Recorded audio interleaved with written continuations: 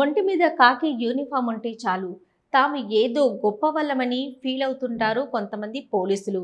సరిగ్గా అలాంటి ఒక పోలీసు సెలూన్ కార్మికుడి పట్ల దురుసుగా ప్రవర్తించిన ఘటన కరీంనగర్ జిల్లాలో చోటు చేసుకుంది.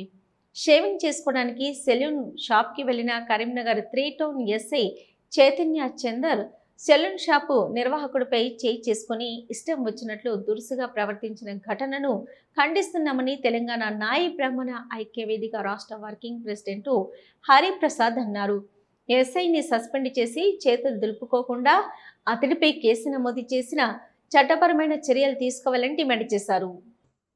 మరి పోలీస్ శాఖకు సంబంధించినటువంటి రీటౌన్ ఎస్ఐ గారు ఒక సెలూన్ షాప్కు వెళ్ళి మరి అక్కడ పని చేసుకుంటున్నటువంటి పగడాల రాము అనే నాయ బ్రాహ్మణ సోదరుడి మీద ఆయన షాపు పోయిన సందర్భంలో ఎవరి గురించో అడిగినప్పుడు లేడన్నా కూర్చోండి వస్తాడు అని చెప్పిన తర్వాత నన్ను అన్నా అంటవారా అని చెప్పి నోటికి ఎంత వస్తా అంత ఇష్టం వచ్చినటువంటి రీతిలో వారిని తిట్టడమే కాకుండా కొట్టడం కూడా జరిగింది.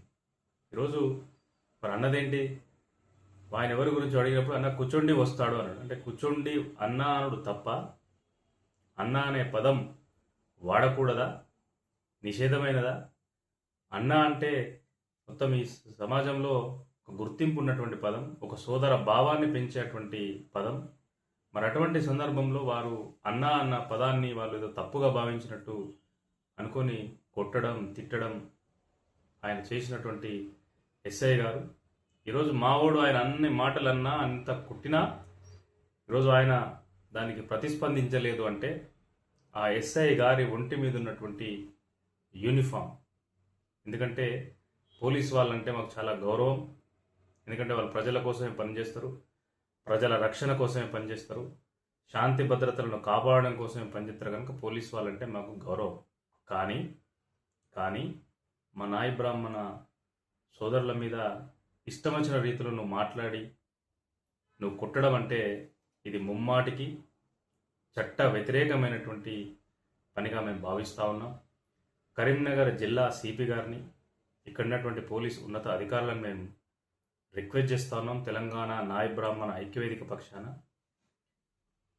చట్ట వ్యతిరేక కార్యక్రమాల ద్వారా ఒక వ్యక్తి మీద చేయి చేసుకున్నటువంటి ఆ ఎస్ఐ గారిని సస్పెండ్ చేయడమే కాదు, ఆయన పైన చట్టపరమైనటువంటి చర్యలు తీసుకోవాలని చెప్పి మేము తెలంగాణ నాయ బ్రాహ్మణ ఐక్యవేదికగా డిమాండ్ చేస్తూ ఉన్నాం. ఎందుకంటే ఈరోజు వారు అన్న అనే పదం చాలా పవిత్రమైనది.